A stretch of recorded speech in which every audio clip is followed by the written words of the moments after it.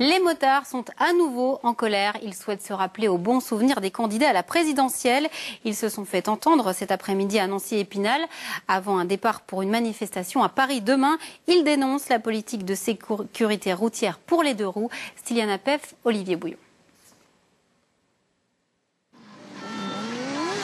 1738 motos de toute la région et la ville de Nancy complètement paralysée pendant 2 heures. À un mois des élections présidentielles, la Fédération française des motards en colère lève la voix pour dire « Attention, on existe ». À étudier les programmes des candidats, on a douté de notre propre existence. On s'est demandé si on existait et pourtant on représente, a priori selon les assureurs, 3,5 millions d'usagers. Et ça fait autant de votants. Si les candidats pouvaient en tenir compte, ce serait pas mal.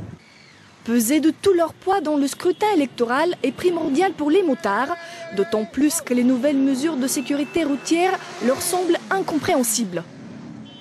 On veut nous imposer 150 cm² de rétro-réfléchissant dans le dos, mais ça ne nous empêchera pas de tomber. On veut nous imposer un contrôle technique, ça ne nous empêchera pas de tomber. On veut nous imposer d'agrandir nos plaques, ça ne nous empêchera pas de tomber. Ça sert à rien, c'est de l'EHPAD, c'est pour amuser la galerie. C'est pas ça la sécurité. Qu'est-ce qui vous met en colère ?